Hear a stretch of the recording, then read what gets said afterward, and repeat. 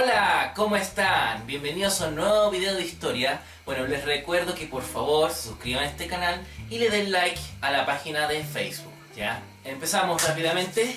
Ya. Resulta que tenemos que los españoles necesitaban mano de obra indígena que después utilizaban como esclavos en las encomiendas, sea para trabajar en los lavaderos de oro o también después en los campos, sea trabajo ganadero o trabajo agrícola. Y solo tenían tres formas de conseguir mano de obra. Una era a través de los esclavos negros, en el cual en este video anterior, en este video de acá, hablamos de ellos extensamente. Después teníamos la mano de obra indígena que venía del mismo sector, de por aquí mismo, cerquita, o incluso un poco más hacia el sur nomás. Y después teníamos una tercera fuente de mano de obra, que eran los indígenas traídos de regiones bien lejanas. Puede ser del Virreinato, de Mar Norte, cruzando la cordillera, en fin. Nosotros vamos a hablar de la tercera. Y por casualidad nunca vas a hablar de los esclavos indígenas que ya habían en la zona. Lo que pasa es que la segunda igual ha sido tratada en libros, en videos, en un montón, en un sinfín de recursos de todo tipo, de todo tipo. Y la idea es que en estos videos nosotros veamos elementos y cosas que no se suelen ver de manera convencional en ninguna parte. Esa es la gracia de este proyecto. Aparte que, por ejemplo, todos sabemos que en la encomienda se ocupó el trabajo en mitas, palabra que viene de los incas, donde también sabemos que un tipo de empleado, un tipo de esclavo no se diferenciaba de otro porque hacían los mismos trabajos, tenían más o menos el mismo trato. Quizás los negros eran un poco mejor tratados porque eran más dóciles y que tenían mayor confianza los españoles en ellos, en fin. Ok, te fuiste en la mansa volada, pero bueno, es lo que hay. Podría decirse que sí. El antiguo historiador Álvaro Jara ya nos hablaba de un caso específico, el traslado de los indígenas huarpes, ¿ya? Que vienen desde la provincia de Cuyo en fechas muy tempranas. Estoy hablando del siglo XVI, ¿ya? En el siglo XVI comenzó, o sea, cuando empezó más o menos la conquista en ese sector. Tanto que ya hacia el año 1608 ya había carencia de huarpes en la zona para seguir trayendo. Traslado, ¿y por qué a eso no le llaman simplemente tráfico de esclavos? Sí, podría ser traslado, también puede ser tráfico de esclavos, ¿por qué no? Depende de cómo quieras verlo, si quieres hacer más fuertes las palabras.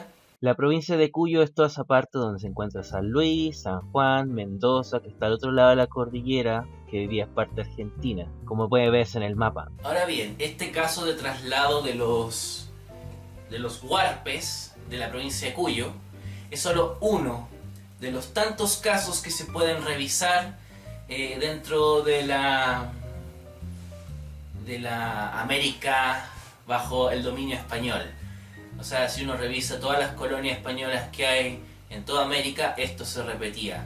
Porque como dije, es una de las tres fuentes de donde se podía sacar mano de obra para trabajos de todo tipo.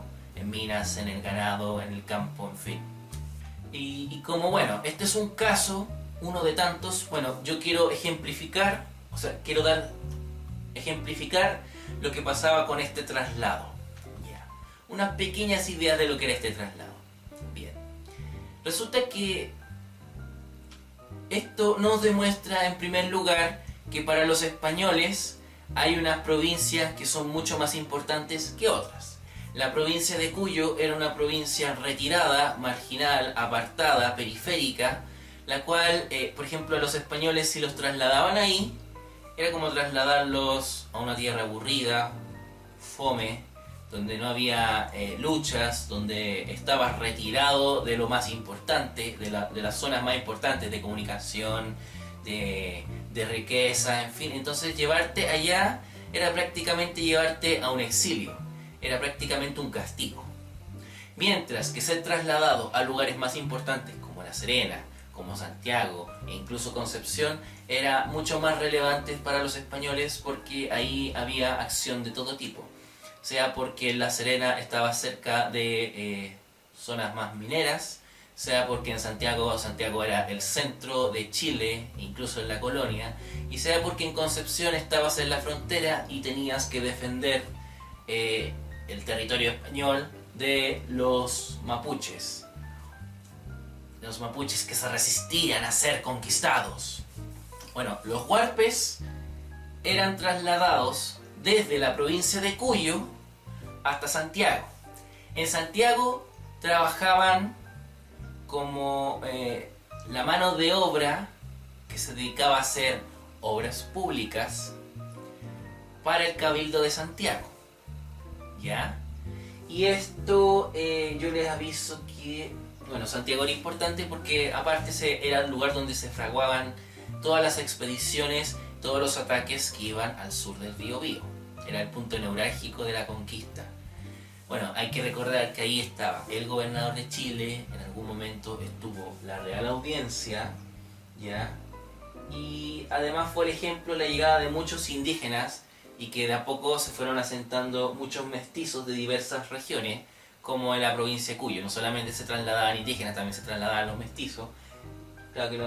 Claro. Y estos, bueno, sean indígenas de Cuyo, pueden ser mapuches, pueden ser mestizos, se trasladaban, o sea, se fueron asentando al norte del río Biobío. Es lo que después se conocerá con el nombre del barrio de La Chimba.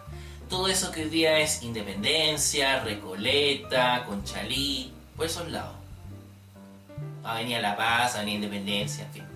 Todas esas partes eran el barrio La Chimba antes. De modo que si se preguntan en Chile, ¿desde cuándo Santiago es Chile? ¿Desde cuándo Santiago es el centro de Chile? Pues desde esta época, desde la colonia, desde que llegó Pedro de Valdivia, desde entonces, ¿ya? Bueno, así como los esclavos negros, y lo vimos en el video anterior, decíamos que había una institución de la esclavitud, tenían deberes y tenían derechos, al igual que sus amos hacia ellos, y viceversa. Con los indígenas también pasaba lo mismo, porque la institución de la esclavitud se aplicaba para todos los esclavos.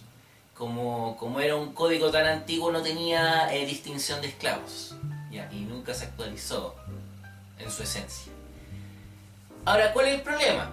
El mismo que pasó con la esclavitud negra. No se respetaban los derechos del esclavo y no se cumplían los deberes del amo hacia el esclavo. Para la corona española es importante en esta época que los derechos de los esclavos se respetasen ante los excesos de sus amos en la colonia, debido a que la institución de la esclavitud era algo que llevaba muchos siglos arraigados en la corona. Esto parte desde las 7 partidas del rey Alfonso X del año 1265 y es un espíritu que se mantiene ratificado en documentos como la Cédula Real del año 1554 o en la Provisión en Concepción que se da en el año 1558. De ahí que nace la necesidad de organizar el trabajo indígena a través de tasas.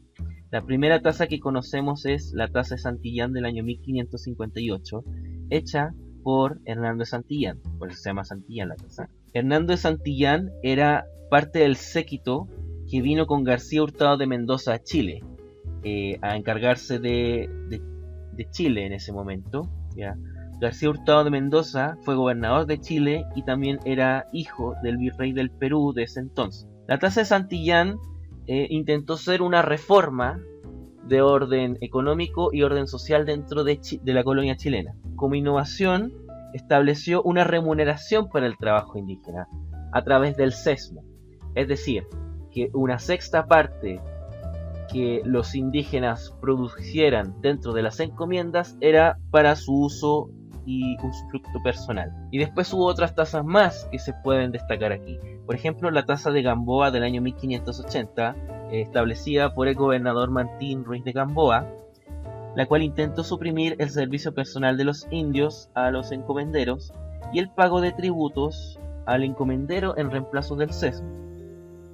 Esta tasa no fue bien recibida por las encomiendas, quienes vieron amenazadas sus intereses personales, Por ende, se hizo toda presión para suprimir esta tasa en el menor tiempo posible. Por lo mismo no duró mucho, ya que 4 años después, en 1584, se establece una nueva tasa, la tasa de Sotomayor, establecida por el gobernador llamado Alonso de Sotomayor, quien fuese designado directamente por el rey en el cargo de gobernador de Chile.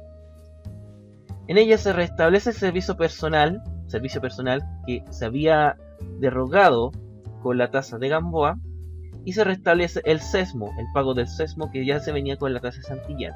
Claro que se reguló la administración y ejecución de ese sesmo para que se evitasen excesos y aprovechamientos a causa de él. Bien.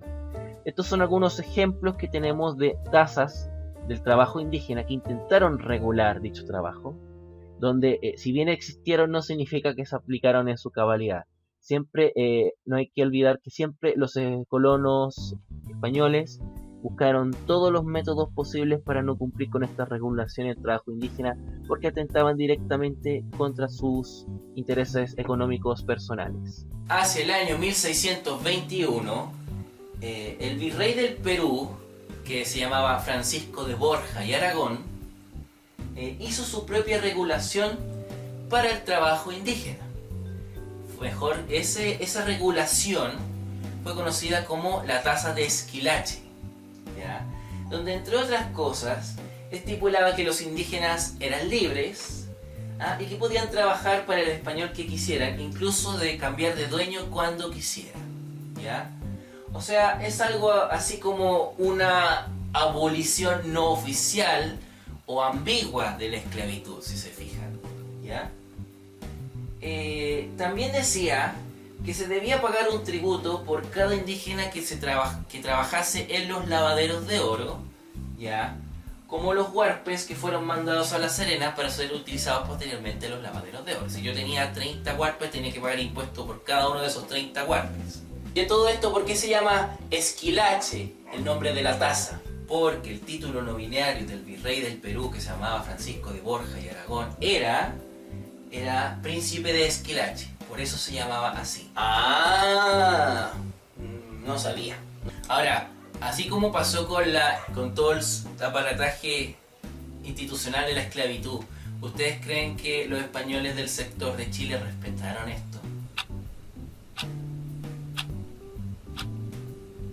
Pues la respuesta es no. No, claro que no. ¿Por qué?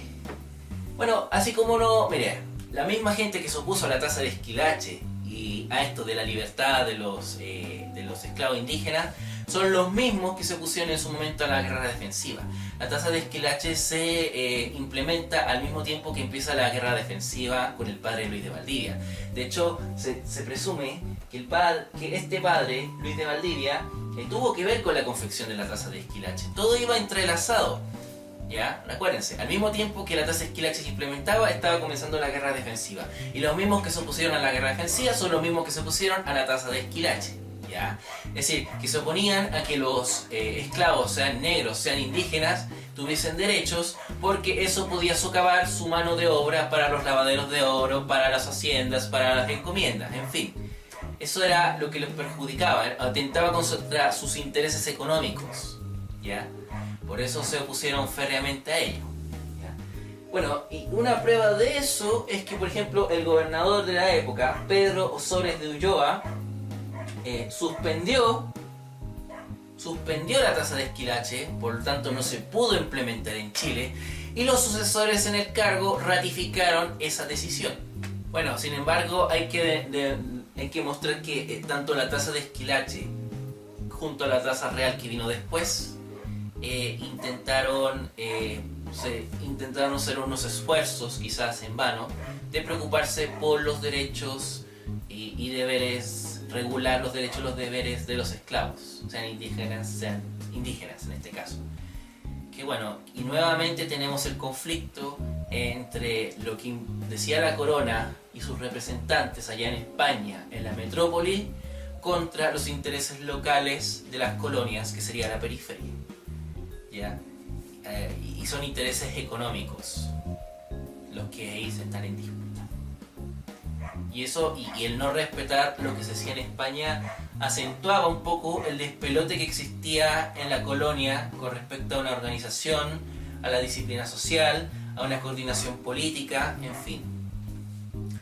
Y bueno, ese es el video de hoy, es muy corto, yo lo sé, pero este tema son unos pequeños puntos que quería aclarar. Y bueno, eso.